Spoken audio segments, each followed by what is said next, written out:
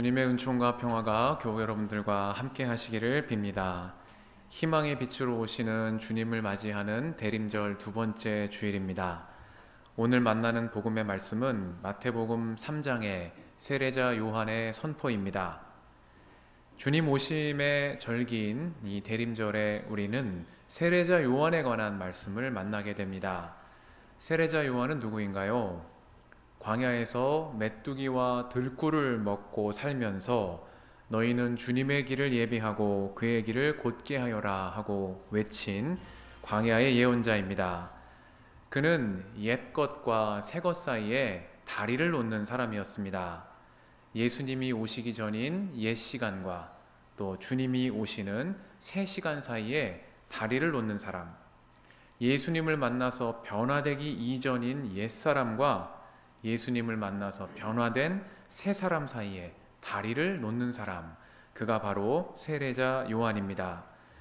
예수님은 이렇게 지난 시간과 다가오는 시간 사이에 선 세례자 요한을 두고 예언자보다 더 훌륭한 사람, 여자가 낳은 사람 가운데 세례자 요한보다 더 큰 인물은 없었다, 이렇게 말씀하시고, 요한, 그 사람이 오기로 되어 있는 엘리야이다, 이렇게 말씀하시면서 그에 대한 칭찬을 아끼지 않으셨습니다.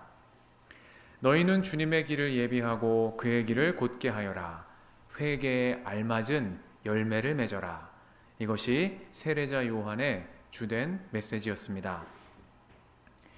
구약 성경의 맨 마지막 책은 12예언서의 끝에 있는 말라기서입니다.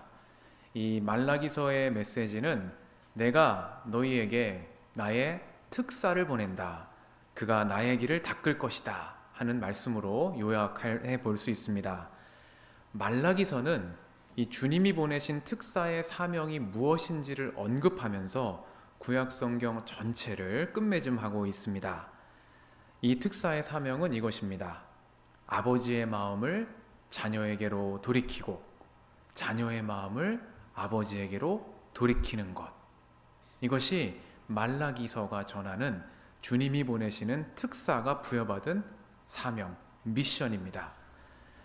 말라기서는 이 주님이 보내신 특사가 엘리야 예언자다 이렇게 말하고 있습니다만은 오늘 마태복음은 이 특사가, 이 엘리야가 바로 세례자 요한이라고 자연스럽게 연결짓고 있는 모습을 우리가 볼 수 있습니다. 그리고 마태복음 11장 14절에서 예수님은 아예 이 요한을 두고 요한, 바로 그 사람이 오기로 되어 있는 엘리야이다 이렇게 말씀하셨습니다. 그러니까 말라기서에서 주님이 보내시겠다 그렇게 이야기한 특사가 마태복음에서는 세례자 요한이다 이렇게 예수님이 말씀하고 계시는 겁니다. 아버지의 마음을 자녀에게로 돌이키고 자녀의 마음을 아버지께로 돌이키기 위해서 오는 사람, 그 사람이 바로 주님이 보내신 특사입니다. 이 주님이 보내신 특사인 세례자 요한이 제일 처음 외친 말씀은 무엇입니까? 회개하여라, 하늘나라가 가까이 왔다 입니다. 말라기서의 마지막에 주의 크고 두려운 날이 이르기 전에 내가 너희에게 엘리야 예언자를 보내겠다, 그렇게 하신 말씀의 연장이죠. 그 특사가 와서 전한 첫 번째 메시지가 회개하여라, 하늘나라가 가까이 왔다라는 것입니다. 주님의 심판날이 가까이 왔음을 알리고 이제 주님 배울 날이 멀지 않았다라는 것을 기억하면서 주님 앞에 서게 될 그날을 생각하고 지체하지 말고 지금이라도 돌이키라, 그렇게 세례자 요한이 이야기하고 있는 것입니다. 요한의 외침은 거침이 없죠. 자기의 죄를 자백하면서 주님 앞으로 나오는 이들에게는 세례를 베풀었지만 바리새파 사람과 사두개파 사람들이 세례받으러 오는 것을 보고는 독사의 자식들아, 누가 너희에게 닥쳐올 징벌을 피하라고 일러주더냐, 그렇게 거침없는 쓴소리를 내뱉기도 했습니다.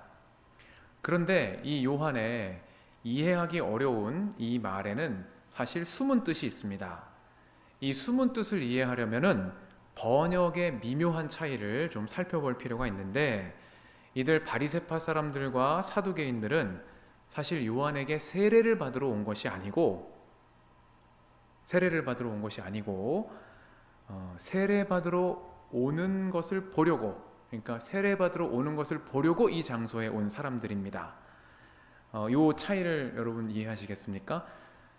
우리 세번역은 세례를 받으러 이렇게 얘기했습니다마는 원문에 더 가까운 표현, 이 구절에 있어서는 개역개정이 더 가까운데, 개역개정 성경에서는 세례 베푸는 대로 오는 것을 보고서 이렇게 이야기하고 있습니다. 그러니까 바리새파 사람들과 사두개인들이 세례 요한에게 온 것은 세례를 받으러 온 것이 아니고 어떤 의미로 온 것입니까? 세례를 베푸는 대로 그 장소로 왔다라는 말은 감시하러 왔다, 무슨 이야기를 하고 있나, 어떤 일이 일어나고 있는지를 보려고 그 장소로 온 것이다 라는 겁니다. 이것이 원문이 담고 있는 의미에 가까운 해석입니다. 그래서 요한이 이 바리새파 사람들과 사두개인들을 보자마자 이렇게 얘기한 거죠. 독사의 자식들아, 누가 너희에게 닥쳐올 징벌을 피하라고 일러주더냐, 회개에 알맞은 열매를 맺어라, 이렇게 외친 것입니다. 여러분 조금 이해가 되시죠? 아무리 주님이 보내신 특사라고 해도 가난한 심령으로 회개하고 세례받으러 나온 사람에게 이렇게 말할 리는 없지 않겠습니까? 우리 새신자가 교회 나와가지고 세례받고 신자가 되려고 하는데 신부님이나 목사님이 이 독사의 자식아, 누가 너희에게 닥쳐올 징벌을 피하라고 일러주더냐, 이렇게 말한다면 그분은 교회가 아니라 병원에 먼저 가보셔야 된다, 이렇게 우리가 생각해 볼 수 있겠죠? 세례자 요한은 새로운 시대, 은총의 새날을 맞이하기 위해서 먼저 해묵은 것이 새로워져야 된다라는 것을 알고 있었습니다. 그리고 그가 생각했던 해묵은 것이란 무엇입니까? 아브라함이 우리의 조상이다 라는 정체성, 이것이 새로워져야 할 유다 사람들의 마음, 그들의 정체성이다 라는 겁니다. 사실 이 아브라함의 자손이라는 생각, 이 믿음은요, 아무 문제가 없는 오히려 바람직한 신앙 정체성입니다. 그런데 세례자 요한은 왜 이것을 문제로 삼고 있습니까? 한마디로 지금 이 사람들에게는 아브라함의 자손이라는 자부심만 남아있고 말씀에 따른 행동은 없기 때문입니다. 아브라함이 우리 조상이라는 자부심은 넘치지만 지금 아브라함의 자녀답게 살고 있지는 않기 때문입니다. 아브라함의 자녀답게 산다는 것은 무엇을 말합니까? 구약성경 예언자들의 말씀에 비추어서 보면은 아브라함의 자녀답게 산다라는 것은 주님의 공평과 정의를 행하고 인애와 자비를 실천하며 고아와 과부와 나그네를 돌보고 가난한 사람을 압제하지 않고 동족 간 헐뜯지 않는 것입니다. 모세가 전하여 준 율법의 말씀을 따라서 원수라 할지라도 그가 공경에 빠지면 그를 돕는 것입니다. 잠언 말씀에 따라서 원수가 넘어지면 그 마음에 기뻐하지 않는 것입니다. 이것이 아브라함의 자녀답게 살아가는 삶의 태도입니다. 온 율법과 예언서의 말씀은 이렇게 살라고, 이러한 아브라함의 자녀답게 살라고 주어진 말씀입니다. 이정표라는 말씀이죠. 여러분, 이정표의 기능이 무엇입니까? 그 앞에 멈추어 서라는 것이 아닙니다. 이정표를 보고 그 이정표가 가리키는 방향으로 계속해서 나아가라 라는 것이 이정표라는 구조물이 세워진 이유가 아니겠습니까? 온 율법과 예언서의 말씀은 바로 이런 이정표라는 것입니다. 아브라함의 자녀가 되는 삶을 향해서 앞으로 나아가야만 이 율법과 예언서의 말씀이 빛을 발하는 것이고 본래 말씀을 주신 뜻이 살아나게 되는 것이다 라는 것이 구약 성경에 담긴 의미입니다.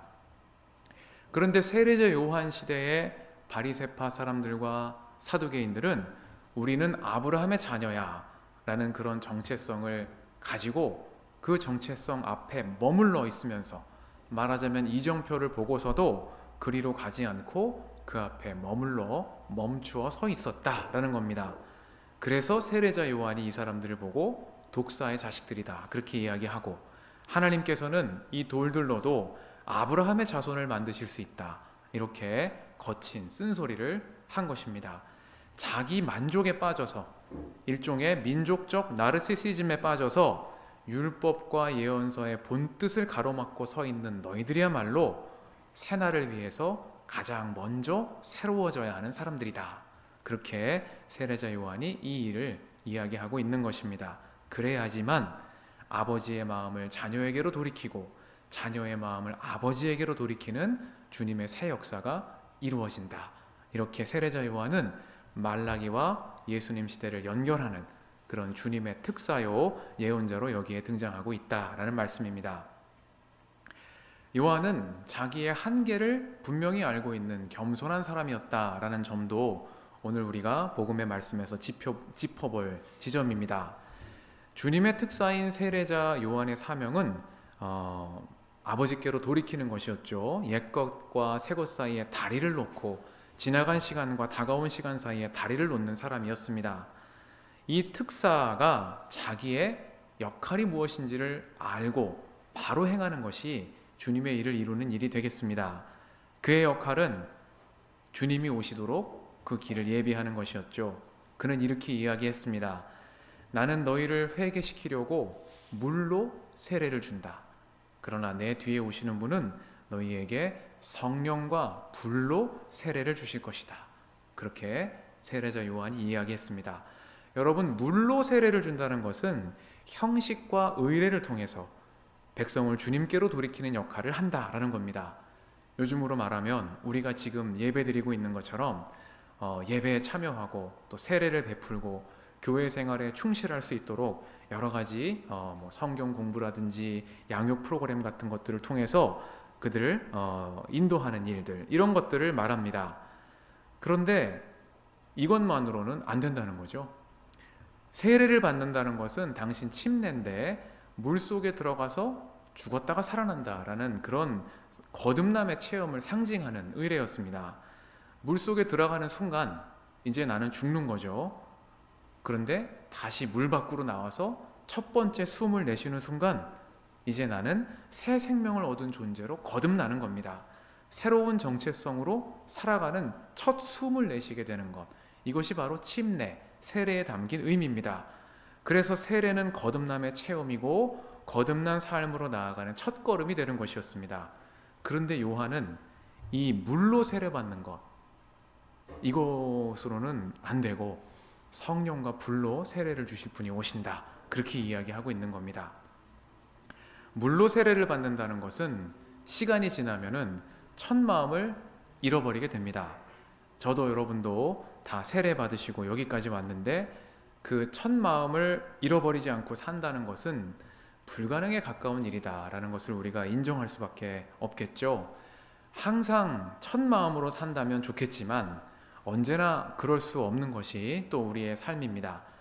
그래서 우리는 매 순간 성령과 불로 거듭나야 한다.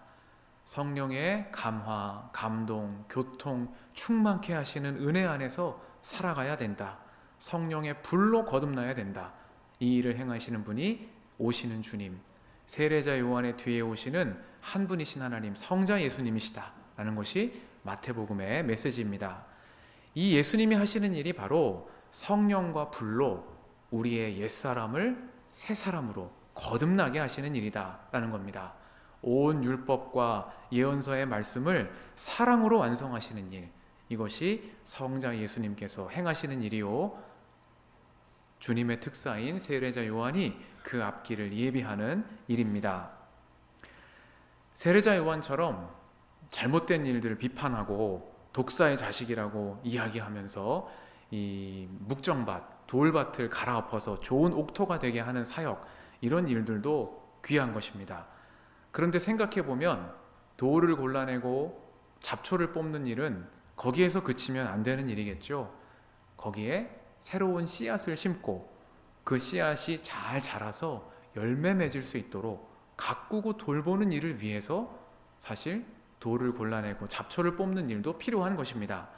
그래서 성경에서 주님의 심판은 언제나 새로운 언약, 주님이 주시는 더 큰 은혜와 연결이 되고 있습니다. 이 일이 바로 주님께서 하신 일이다 라고 세례자 요한이 이야기하고 있는 겁니다. 자비와 긍휼의 마음으로 지극히 작은 자 하나를 사랑으로 돌보시고 그래서 그가 꽃을 피우고 열매를 맺게 하시는 일, 주님의 이 일을 예비하기 위해서 주님 보내신 특사가 와서 광야에서 외치는 자의 역할을 한 것이다 라는 말씀입니다. 세례자 요한은 회개에 알맞은 열매를 맺어라, 이렇게 바리새파 사람들과 사두개인들에게 이야기했습니다. 옳은 말씀이죠. 그런데 여러분 생각해 보십시오. 어떻게 열매를 맺겠습니까? 지금까지 열매가 안 맺혔잖아요. 그래서 주님께서 특사를 보내시기까지 했는데 세례자 요한이 열매를 맺어라 이렇게 이야기하면은 이 사람들이 갑자기 달라져 가지고 저희가 잘못했습니다, 이제부터 열매를 맺겠습니다, 이렇게 말할까요? 저는 그렇지는 않을 거라고 생각합니다. 그럴 사람들이었으면 주님께서 특사를 보내시지도 않았다, 이렇게 생각을 해봅니다. 그래서 이런 극적인 변화를 기대한다면은 주님의 일을 하기가 어렵습니다. 내가 나서면 다 변화되겠지, 이런 생각을 한다면 착각이구나 라는 것을 우리는 성경에서 배울 수가 있죠. 그럼 어떻게 사람을 변화시키는 주님의 일을 할 수 있겠습니까? 어떻게 말라기가 말한 이 사명, 아버지의 마음을 자녀에게로 돌이키고 자녀의 마음을 아버지에게로 돌이키는 이 귀한 사명을 이룰 수 있을까요? 복음서의 대답은 성령과 불로 세례를 주시는 분을 통해서 이 일을 이룰 수 있다라는 겁니다. 말씀을 사랑으로 완성하신 예수님의 사랑으로 바로 말라기가 말하는 이 사명을 이룰 수 있다. 회개에 알맞은 열매를 원한다. 그러면 어떻게 해야 한다는 말씀입니까? 사랑해야 한다는 겁니다. 주님의 마음으로, 사랑과 인애와 자비의 마음으로 오래 참고 기다리고 열매 맺게 하시는 분의 은혜의 때를 바라면서 지금 할 수 있는 작은 사랑의 실천을 해나가야 한다. 이것이 회개에 알맞은 열매를 거두는 유일한 길이다, 이렇게 말씀하고 있습니다. 일전에 존경하는 감독님 한 분이 후배 목회자들에게 목회자들은 교회를 사랑해야 합니다 하는 말씀을 해주신 적이 있습니다. 교회에 여러 일들이 있지만 목회자가 가장 우선해야 할 일은 무엇보다 교회를 사랑하는 일이다, 교인들을 사랑하는 일이다, 이런 말씀을 해주신 적이 있습니다. 사랑하면은 변한다는 것이죠. 사랑하면 느리더라도 반드시 열매를 맺는다는 말씀이었습니다. 이런 말씀으로 후배 목회자들을 격려해 주셨는데 사실 너무나 당연한 말씀이지만 저는 그날 그 감독님 말씀에 아주 감동을 받았습니다. 깊이 감명을 받았습니다. 제가 그동안 여러분들을 사랑하지 않았다 그런 말은 아니고 제 목회의 우선순위를 확실하게 정하는 그런 말씀이 되었다라는 거죠. 그 우선순위는 교회를 사랑하는 일이다. 주님이 맡겨주신 교인 한 사람 한 사람을 주님 닮은 마음으로 사랑하기에 힘쓰는 일, 이것이 다른 일들에 앞서서 목회자가 가장 우선적으로 삼아야 하는 일이겠구나, 이렇게 다짐했습니다. 물로 변화시킬 수 없는 것을 성령으로 변화시킨다, 주님의 사랑으로 변화시킨다 라는 것이 복음서가 우리에게 전해주는 길이요, 회개에 합당한 열매를 맺는 길이라는 것을 오늘 우리가 복음의 말씀에서 깨닫게 되는 것입니다. 사랑하는 교회 여러분, 회개에 합당한 열매를 맺기를 바라십니까? 성령 안에서 사랑하기에 힘쓰는 우리가 되기를 바랍니다. 사랑하면 변합니다. 사랑하면 비록 더딜지라도 반드시 열매를 맺습니다. 왜 안 자라나, 왜 안 변하나 조급한 마음이 들더라도 사랑으로 믿어주고 사랑으로 인내하고 사랑으로 돌보면은 보이지 않는 사이에 이만큼 자라있는 낯선 모습을 보게 될 그런 날이 올 줄로 믿습니다. 우리가 선을 행하되 낙심하지 말지니 포기하지 아니하면 때가 이름에 거두리라. 우리가 매주일 고백하는 이 파송의 말씀처럼 사랑으로 선을 행하되 낙심하거나 포기하지 말고 성령 안에서 끝까지 사랑하는 마음으로 마침내 회개에 알맞은 열매를 거두는 저와 여러분, 교회에 속한 형제자매 여러분 되시기를 주님의 이름으로 축원합니다. 아멘.